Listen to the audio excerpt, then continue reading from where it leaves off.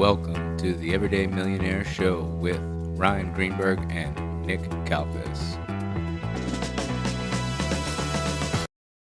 All right, guys, welcome back to another episode of the Everyday Millionaire Show. We're here with Lark Davis. How you doing, Lark? Doing good. Thanks for having me on. Thanks for Absolutely. coming. Lark, where are you coming from? So based in Dubai right now. I've been here pretty recently. We moved here, but it's a great change so far. We're loving it. So I know a little bit briefly before the show, you mentioned that you grew up in PA and then when you were 16, you moved to New Zealand. That's right. That's right. Grew up in a very small town in Pennsylvania, very poor, small Appalachian mountain town. Typical. If you've driven through that part of the country, which I'm sure you guys have, being in Maryland, then you've seen, those sort of small towns. So that's one of the small towns I was from. And for some reason, my mom got this crazy idea. Let's move to New Zealand. Basically, want to get just somewhere right in the other end of the world, and that's what we did. So she had a little bit of money saved up, and just that was it. We went and moved to New Zealand, and then it was quite the change. Quite the change. It's funny. I actually went back to Pennsylvania for like a short trip when I was like 17. I was like, holy cow, I got to go back to New Zealand. What am I doing here? So yeah, New Zealand's home, but I'm currently in Dubai and we'll be here for the foreseeable future. So why did you choose Dubai out of all places from New Zealand to Dubai? Yeah, so there's a lot of good reasons why we chose Dubai. I mean, I know everyone's like, it's just the taxes. The taxes are, of course, a great benefit of living in Dubai, but there was quite a few other things that really were attractive for us. I don't think the taxes were enough reason to uproot our home and all that stuff. But the current state of New Zealand wasn't loving it. Wasn't loving the vibe right now.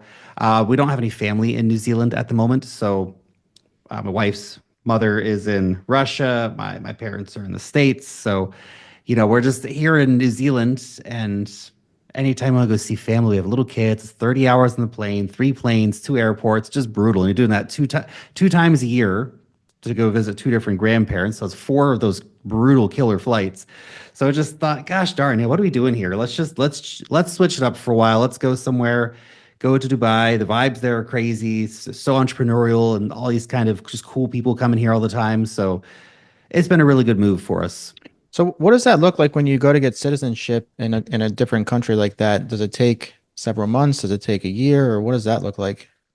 So Dubai doesn't give out citizenship. I mean, in exceptional circumstances, they do. I think Kevin O'Leary got citizenship here, but that was just like a gift. But for most people who come here, you'll be on a residence permit. So basically, the residence permit, depending on which one you get, will let you live here for a certain amount of time. So you can get the sort of 2-year residence permit that's linked to a business that you bring over, or some kind of, if you get a job here, you can get a residence permit that way, or you can get a golden visa, which requires an investment in either property or in government bonds, right? And so you can invest in either one of those two things, and you get a 10-year visa. So I think it's about $600,000 for that one. But you have to Oh, invest, right? It's not like just giving them the money. You invest in bonds or property. And if you're buying a house here or something, that gets you the golden visa, basically. And then you can live here for 10 years and get, another one later on. So I'm assuming then you rent there because you are just kind of there for just a certain period of time and then you'll maybe travel somewhere else. Yeah, so the initial commitment by me and my wife is we're going to live here for 2 years. So we decided, okay, we're just going to rent during that time. It's too short of a time to deal with all the hassle of buying a place, fixing a place up to get it to how you want to live in, and then you're leaving. So if we stay longer, and we might live here for much longer than 2 years, but the initial commitment's for 2 years. And if we like it after 2 years, then we'll probably buy something here. What's the rental market like there? I mean, we're here in Maryland, as I mentioned, and we're very familiar with the rental markets in our area. What's it like over there in that type of space over there in Dubai? Yeah, it's interesting. The prices are very high. You pay high rent, but you also get the tax benefits. So you're definitely further ahead by paying the higher rent. But rents are pretty high, comparable with major cities like London or New York kind of rents. But there's also a lot of great stuff available, loads of beach villas and incredible apartments and stuff like that. However, when we first started looking around places, there's also a lot of just rough places where usual stuff where landlords don't take care of it. I remember we went to see one place and this guy, the real estate agent, was just hyping it up so much like, oh, this is like one of the greatest places. You have no idea. This is gonna be super hot. This place is gonna go instantaneously. And so we get there, the guy hasn't even been there yet, doesn't know where the key is, doesn't know where the apartment is. Finally get in there. There's like a leak coming down in the kitchen, like literally a stream of water coming down, and it's just like there's mold all over the place. I'm like, my dude, like, why you always, you literally haven't seen the place before. So you get that here too, right? But there's a lot of great places here, and we've got ourselves a beautiful villa, right on the beach and stuff. So it's a very cool spot. Nice. So, what do you, so I see on your profile here that you're into the crypto space, right? What exactly that do you do to make money in the crypto space? Yeah, absolutely. So obviously there's the investing side of things, right? Investing in crypto at the right time can make a heck of a lot of money, obviously. But it's also a business, right? The whole social media channels, they're a business. They provide educational content, opinion, entertainment, all that kind of stuff. So that's monetized in a few different ways through affiliate marketing, but also through our own products. We have our own newsletter at thewealthmastery.io. So it's a three-time weekly newsletter that we send out. We sell paid sponsorship spots in the newsletter and paid sponsorship spots on social media as well. And we have a premium version of the newsletter too, which sort of goes much more in depth with charts and tutorials on how to use new cryptocurrency protocols and stuff like that, how to find airdrops, which is kind of like free testing. You test software basically in crypto, and sometimes you can get free money as a result of that by getting tokens from that company for testing their software. So we cover all this kind of stuff, courses and stuff as well. So it's sort of a multi-pronged approach to income generation because different people will need different things at different times, right? Somebody who's staying up to date with the market's going to find the newsletter products more valuable. Somebody who's new to crypto completely is going to find our courses more valuable. Somebody who's relatively new to crypto and looking for a safe place to buy or trade cryptocurrencies or a safe wallet device to store their cryptocurrencies on, they'll benefit from some of our affiliate marketing, for example. So that's kind of the main ways in which the business makes money. Would you say that's your the main way, like through education and through your YouTube channels and all the other social media platforms? Is that your pretty much your bread and butter, your main source of income? That's the main source of income, without a doubt. I've got a pretty good stock portfolio, largely focused on dividend stocks that provides some nice income there as well. So I'd like to diversify out a bit more into real estate in particular. I did have some gold. I've had to sell that recently to pay a tax bill, but I'll probably get some more, a little bit of metals in the future. I mean, gold's kind of boring. Doesn't do that much. You don't get any cash income or anything from it, but something psychologically, I just like having a little bit of it sit around. Yeah. Yeah. I mean, the grass isn't always greener on the other side. The real estate is great, but it seems like what you have going on. I checked your profile earlier. Looks like you have about 610,000 subscribers on YouTube, which is very impressive. And I wanted to ask you a couple of questions in regards to that. Like, at what point did it kind of just take off? Because obviously to build a channel like that doesn't happen overnight. It looks like your first video was maybe 7 years ago on YouTube.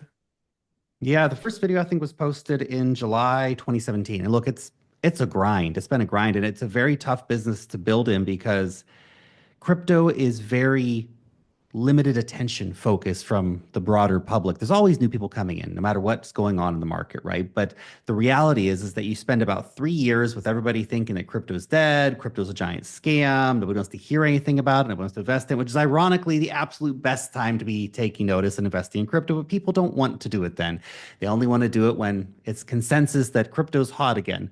So you have about 1 year during which you'll have most of your growth, most of your newsletter subscribers, most of your new subs on Twitter or on YouTube or wherever else they're coming in. So it's a very interesting business to build in. But I think the first cycle, I went from about 0 to 50,000 subscribers. Then in 2021, so it was 2017, 2021, we went from about probably by the end of the bear market there, I was up to about nearly 100,000 subscribers. And so it went from 100,000 to probably 400 some thousand. And then over the last sort of year and a half or so, probably have added another 100, 120,000. But in the last month, we've added 20,000, right? So people are paying attention again. People are pouring back into the market because the prices are going up. I like to make the joke that the best thing in crypto, the best technology in crypto is number go up technology. And that's the thing people love the most. When the number's going up, the tech's great. When the number's going down, the tech sucks. Mm-hmm. Interesting. So did you hit before you started all this, did you hit one of the coins big like in the beginning phases? Is that did you like amass like we know a couple people that have amassed like, a bunch of Bitcoins and then it went up. Is that something that happened to you at some point? No, I didn't get in quite that early. I started investing in 2017. That was actually part of the content I started doing, and I never really set out to become a big content creator in the cryptocurrency space. That sort of came a little bit later on. But I basically started out by just investing. I bought some Bitcoin. I bought a few of the different altcoins. And then I kind of said, well, now what? Now I'm going to start doing other stuff and trying to find out what's going on in the space and learn more. And I was so excited and just obsessed with crypto in the first few months. I was to just be up till 3 in the morning, just buzzing like, oh my gosh, I've got to do this and this and that and the other thing. And so I started really diving in and creating content. And most of the content I was creating was my own journey of finding out about stuff. Okay, what is Bitcoin mining? Okay, well, I've educated myself on that now. I've read a bunch of stuff on it. Great, now let's make a video. And then you make that video, and somebody asks, well, Lark, what about this thing? Okay, that's a great idea. I have no idea, but let's go find the answer for that. And that's kind of how the content creation journey started off by doing that kind of stuff. Gotcha. Did you do Bitcoin mining yourself as well? No, I never actually did Bitcoin mining. I did, but not at home. So I did a bit of Bitcoin mining, but outsourced, which is not a great business decision for, not a great financial decision for throwing your money into because the only ones who really win from that are the companies renting out the space, right? You're much better off just buying the Bitcoin at the end of the day versus paying somebody else to mine it for you. But I did buy a Litecoin miner, but I was living in a very small apartment at the time. And so I get this machine from China, and it's this big, giant, heavy, 30-pound computer or whatever, just a box for mining crypto coins. And I get it. I'm like, yeah, it's awesome. And at the time, that thing would have been making about $200 or $300 a day or something like that. But I was living in a small apartment. And these things are super loud, and I didn't know that beforehand. So I got it. I plug it in, and it's just like incredibly loud. Like somebody's like running a saw in the room, like Hmm. all the time. And they also generate crazy amounts of heat. So it's just blasting out heat and it's super loud. So I had it on for like 30 minutes. It's like, there is no way this is going to work. So I just had to sell it, unfortunately. But yeah, I never really got into the mining side of the business. And now mining is just such a crazy business anyway, because largely it's become an industrial game. It's dudes with warehouses full of machines. That's not to say that you can't make it as a home miner. You can, and people do, but you have to have really, really cheap energy to make it even Hmm. vaguely sensible. Right. So people with solar and different sources of energy is not paying the grid probably makes more sense than somebody at their house that has to pay an electric bill. Yeah, exactly. I think to give you some kind of idea, the a lot of the Bitcoin miners, they're getting their power for like 2 cents per kilowatt hour or something like that, or 2.5 cents or 3 cents. And most people in most places do not get energy anywhere near that cheap. So you can't really compete with those guys they get the newest machines, they order them in bulk, they get giant discounts. So it's a very, very competitive game because there's so much money to be made. You can make it as a home miner. There are people that do. I know some guys that do, but they're few and far between, especially these days. But long gone are the days when you can just pull out your laptop or run it on your home PC and mine some Bitcoin. There are other coins that can be mined, but it's not really very popular to do this sort of smaller altcoin mining anymore. It kind of died off in 2017, 2018. Okay. So do you think what do you think about this cycle? Are we getting to the top of the market? Do you think it's still got more room to grow? I mean, we saw Bitcoin go up over 100,000. I don't know where it's at right now, but what do you think about with the market? Yeah, absolutely. So I think right now the market's at a very fascinating phase. We're basically entering a major markup phase of the cycle. Now, how long that lasts for is anybody's guess. It could be 3 months, could be 6 months, could be a year and complete the sort of 4 year cycle that we have seen previously in cryptocurrency cycles. Will that happen? I guess we'll find out. But right now, Bitcoin's breaking out in a major way, but the vast majority of the rest of the cryptocurrencies aren't. I mean, there's some exceptions of coins that have gone and just made crazy new highs and stuff like that, but the majority of the coins have had some nice runs recently, but most of them have not yet hit their all-time highs. So they're still under it. Big names like XRP had a 500% rally over the last 6 weeks, but it's still 40% or so under its previous all-time high. So it still has some room to go in order to hit that level, right? So when this starts happening, we start seeing more of these big cap altcoins starting to take off. that's when things really turn around for the crypto altcoin markets and they'll really start to move in a much more aggressive way.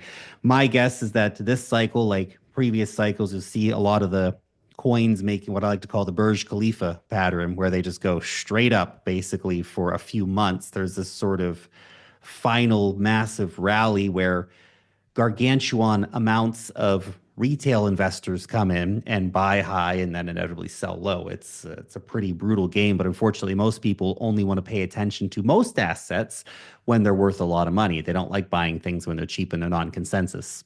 That's the unfortunate reality thing. Quick question for you guys: do you guys own any Bitcoin? Yeah, I have a little bit. I've been buying it like $100 a week for the last several years. Nice. But I don't really pay attention to it. It just sits there and I just real estate's our game. I have assets, Yeah. I have a bunch of Nvidia shares that I sell calls on every week and I do a couple of things in the market, but for the most part, we're pretty heavy invested into rental properties and actively flipping homes. That's where most of our, so it's interesting to talk to somebody on the other side of the coin that's most of their stuff in crypto space. And that's something that I haven't really learned enough about to kind of to talk about, I guess. I really like your approach because, to be honest, a lot of people I think are in your situation where they're interested in crypto, but they just don't have a lot of time to deal with. I mean, it's insane the amount of stuff going on in the cryptocurrency space right now. It goes so deep, and there's so many niches and sub niches, and you can do crypto full time. And I still feel like I'm drinking from a fire hose every day, and there's so much new stuff going on. But here's the thing: if you're just a casual investor and you've heard about Bitcoin, you've learned about Bitcoin, you know it's cool, you want to have a bit of that, your approach is actually a fantastic approach because it's not your main game, but you recognize the value. And so you're just putting a little bit of Bitcoin every week, a little bit of money into Bitcoin every week, not really thinking about it, just automating the process. Just having exposure to Bitcoin for the casual investors, probably all you need. Maybe Ethereum, maybe Solana if you really want to go off on the limb. For the, again, we're talking about the average investor here who just, you don't want to spend a bunch of time learning about all these different blockchains, all that stuff, but you just want to have sort of exposure to the cryptocurrency asset class. Just buying some Bitcoin and dollar cost averaging in, that's a pretty simple method for winning, especially if you can take a long-term view, which because you guys are property investors, you understand what long-term investing is about and that you can hold an asset for 5 or 10 or longer years. Whereas most people in crypto, there's definitely, when the markets get moving, a large amount of people who come in and want to get rich quick. They want to be the guy who buys that new dog coin for $5 and that turns into $1 million. But most people don't do that. Most people are just gambling and they lose all their money gambling. In fact, the odds are much worse than going to a casino. There's a website called pump.fun, which is not actually that much fun. It's more like a retail slaughterhouse where people can launch meme coins and they launch all kinds of meme coins every day, thousands, tens of thousands some days, new meme coins. Most of them don't make it more than a few minutes or a few hours. And they've done the statistics on it. It's something like 95% of the people who have used that website lose money. About 4% break even or make a very tiny profit, and about 1%, which are probably mostly insiders and highly advanced traders using sniping bots and stuff like this, actually made big money. So, yeah, just staying in Bitcoin. It's the safe, it's simple, and it's the one crypto that if I had to buy any crypto and hold it for 10 years, it would obviously be Bitcoin. So other than just buying and holding any type of cryptocurrency for the long term, is there any other strategies like day trading or any other ways to leverage money that someone would have into any cryptocurrency? 100%, but it's all depending on your risk adjusted returns, right? What kind of money are you willing to risk? What kind of time do you have to dedicate to that? I mean, day trading sounds like a fantastic idea until you realize that it takes a lot of skill, it takes a lot of determination, it takes a lot of emotional control, and that most people lose most of their money doing that. Sounds like a great idea, but if you're somebody who doesn't have a lot of time to devote to that, there's a lot of traders that I know, and they make a lot of money, but that's their full time deal. It's what they do. They're not kind of dabbling for a half hour after putting the kids to sleep or something like that. No, this is what they do full time, and it becomes a game of odds, right? They win 55% of the time and lose 45% of the time, but it's enough to make good money. So it's own sort of skill. And there's a lot of things to do in crypto when it comes to different strategies and stuff like that. The temptation, of course, for Bitcoin, I was having this conversation with some guys the other day, is okay. Well, Bitcoin, what else can I do? I see these big gains happening in crypto. The compound annual growth rate for Bitcoin's been crazy. It's something like 30, 40%. I don't remember the exact number off the top of my head, but it's like 40% a year or something like that on average, or if not higher. I can't remember the exact number, but it's a shockingly big number. So you don't actually need to be doing much more than just buying and holding the Bitcoin. Now, if you want to go off and okay, you want to find some hot altcoin or something like that, great. There's a lot of opportunities out there. And if you have a little bit more time to dedicate to the space, then you can actually make much bigger returns than holding Bitcoin. The problem is you're taking more risks to do it. Now, some of those risks are relatively small. If you're going to go and buy some different altcoins like Sui or the Aptos blockchain or Avalanche blockchain, like these are pretty top coins. They're all in the top 20. Like they're not going to rug pull or something like this. And chances are, if Bitcoin can move for the rest of the cycle from here to about 200 or $250,000, which is kind of where I've been looking at a potential cycle top for Bitcoin, then that's only 100% move, or maybe 130, 140%, depending on the price when people watch this. That's great. That's huge. Those altcoins I just mentioned, they're probably going to have a 3 to 5x outperformance versus Bitcoin during that time. So there is a lot more money to be made if you start going a little further down the risk scale there.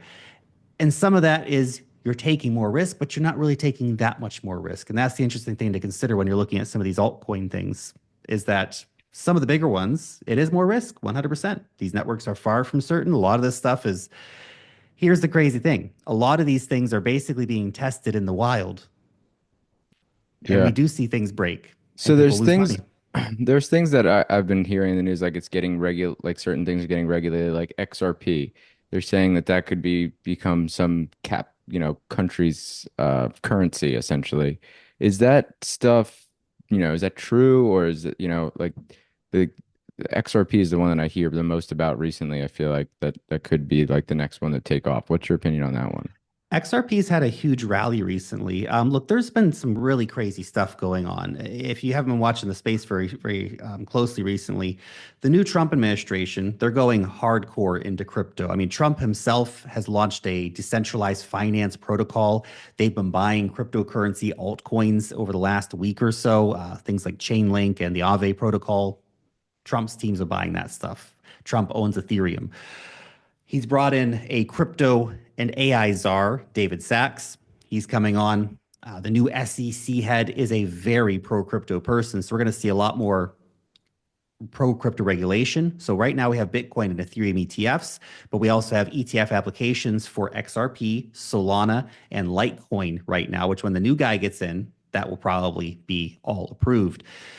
The United States is talking about a potential strategic Bitcoin reserve, which whether or not they just keep the Bitcoin they have right now and commit to hold on to it, or they actually start buying Bitcoin. Either way, it's absolutely massive. Brazil's introduced a bill into Congress to make a strategic Bitcoin reserve. We have a lot of other countries starting to talk about it now, from Argentina to Japan and Russia and beyond. So big things are happening on the geopolitical scene with Bitcoin that have never really happened to this kind of extent before. It's a level of adoption that people have been talking about for the last decade, and it's finally starting to happen. Now, when it comes to the adoption of certain altcoins, we're also seeing the biggest adoption for altcoins ever. The fundamentals of crypto have literally never been better than they are right now. So with XRP, they have just been approved for, and I think it might actually be launching tomorrow or the day after, the RLUSD stablecoin. So the Ripple Labs US dollar stablecoin. Now, here's the thing. A lot of people that are sort of not more deep in the crypto space may not know. One of the killer applications for crypto has been dollar denominated stablecoin. So a stablecoin is a digital token that represents $1. Okay, it can be divided into tiny little pieces, of course, but it represents $1. Those have done trillions a year in volume. They are some of the top 20 buyers of US debt. Like these guys are absolutely massive. And the stablecoin use case has been very, very clear. Not only is it, of course, used for people just to go and buy dog coins, but people are using it for cross-border transfers. Increasingly, people are using it for escaping capital controls in places like China, and on go the use cases. Now, Ripple Labs has created the RLUSD stablecoin. Ripple Labs are the guys who work on the XRP ledger. So that RLUSD stablecoin, if it becomes successful, if it sees the kind of adoption that the two dominant stablecoins, USDT and USDC, have seen, which together have about $200 billion in market cap, if the RLUSD stablecoin can get those kind of levels or more, because they are literally partnered up with some of the biggest commercial banks and central banks in the world. And of course, Trump's now again on the crypto train. And he said that American made cryptocurrencies could be exempted from all capital gains tax. That's XRP, that's Cardano, a few other names there as well, Stellar Lumens, and a few more.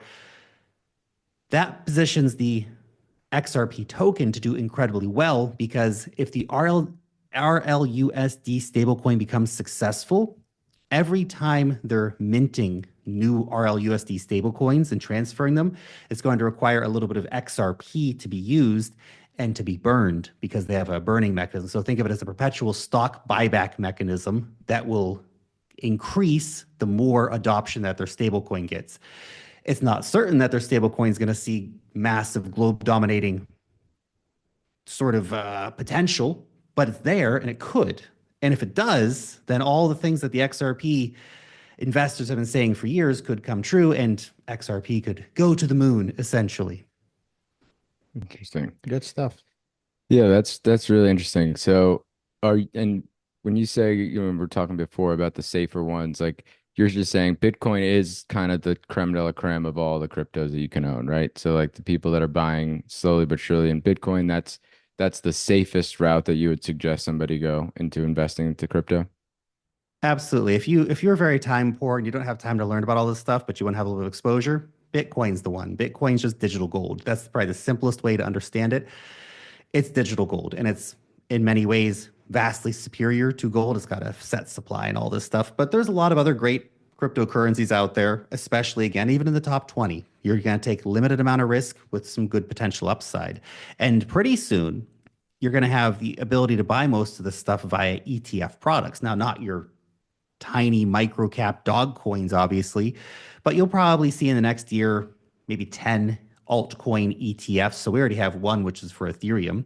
So if you're just somebody who wants to have some passive exposure to the cryptocurrency market, you can buy 4 or 5 ETFs for some of the top crypto coins. That could be, you buy some Bitcoin ETFs, some Ethereum ETFs, some Solana ETFs, some XRP ETF, and just take it as a sort of a basket approach. None of those cryptocurrencies are going to disappear. Extremely unlikely. I guess anything's likely, anything's possible in crypto, but it's very unlikely any of those are going to go anywhere.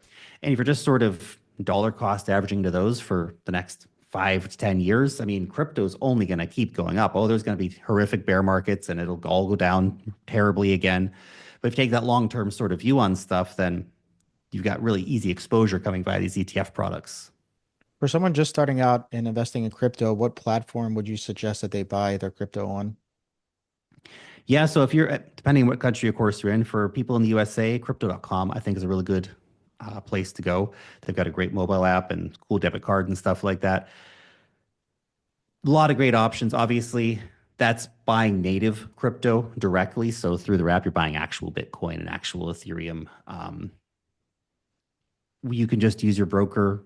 So if you're out of what are the brokers, TD Ameritrade and whatever kind of stuff that you guys might use, Robinhood. These guys offer, actually Robinhood offers real crypto these days, but you can also buy the ETF products there. So that's a pretty good, if you just want Bitcoin or Ethereum currently and pretty soon a smaller basket altcoins, then that's a great place to do it. But crypto.com is great for Americans, great for people in the UK. Internationally, you've got a lot of great options. I like Bybit personally. It's one of the biggest exchanges out there, but it's not available in the United States or the UK right now. Interesting. And I guess what makes things not available in certain countries? Is it like they're just not able to be regulated yet, or they're just like, what makes it, does it make it sketchy that you can't use it in the US, but you can use it somewhere else? It's actually quite funny, the US regulatory situation, because the United States has basically been waging a war on crypto for years, and it's really reached its crescendo peak with the Biden administration, who is the most hostile administration ever in the history of crypto. Not that crypto's been around for such a long time, but they were literally trying to kill crypto. There was something called Operation Choke Point 2.0. Now, Operation Choke Point 1.0 was when the Obama administration tried to debank the cannabis industry. Operation Choke Point 2.0 was the Biden administration working to debank the cryptocurrency industry. So, cryptocurrency founders, cryptocurrency companies were debanked, right? You couldn't get bank accounts. People were having their bank accounts taken away from them.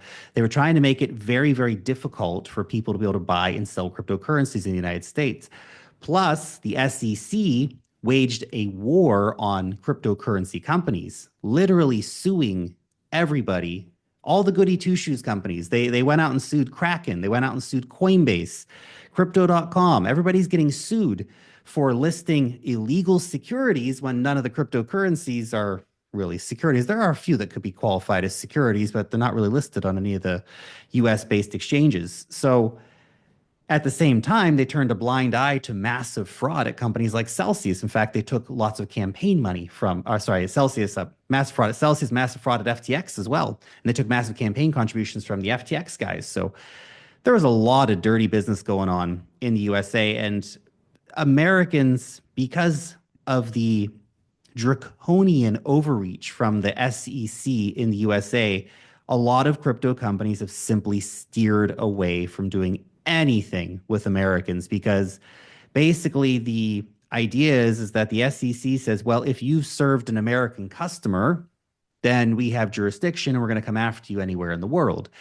And so most cryptocurrency exchanges will just completely avoid allowing Americans on, except the US based ones like Coinbase and Kraken and crypto.com because they're US companies. And they go down that sort of getting a license in every single state. And it's a really difficult process to onboard people in every state and to deal with the SEC. And all these companies had to spend literally hundreds of millions of dollars defending themselves in court against the SEC, which has basically been just going on a warpath against these companies for no good reason other than to try to just drag them down in lawfare, which has been crazy. So even stuff like airdrops, we mentioned the airdrop thing a few minutes ago. You can go and test software in crypto. And if you're an early tester, these networks need early tests. You need people to come in and try things and see what breaks, see what doesn't break, et cetera. If you come in and test some of this crypto in the early days, you can get an airdrop. So when they actually launch their main net, go beyond their test net and launch their main net, they'll say, hey, all you guys who helped us out during the test net, here are some free coins. Thanks for your help. Americans can't get that because nobody wants to give Americans free coins because they're too scared that the SEC is going to come after them.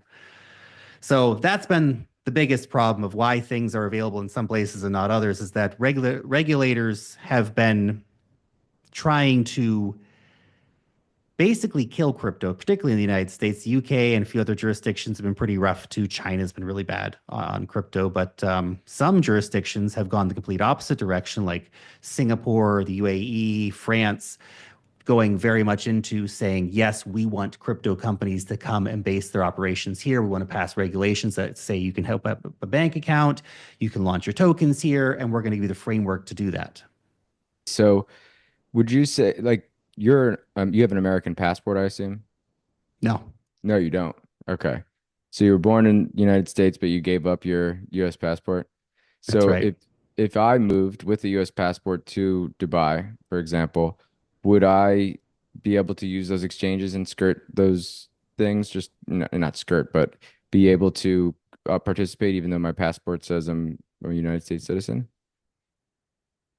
Probably not. In a lot of cases, you're going to be excluded from those things because of that US passport. I mean, there might be some situations where you'll get like a local driver's license or something, and then I don't know, some exchanges will say, oh, it's plausible deniability. You just gave us Hmm. a driver's license from Australia, so maybe you're Australian. We didn't check passports because we don't need to check passports. There's those situations. But the crazy thing, of course, is because you're American, if you were to move anywhere that's not America, you get taxed globally on your income, which is insanity. So if you come to Dubai, there's not many Americans in Dubai actually, because you come here as an American and Uncle Sam, he wants your money no matter where you go in the world. If you're making money, Uncle Sam wants to put his hand in your pocket, which is crazy.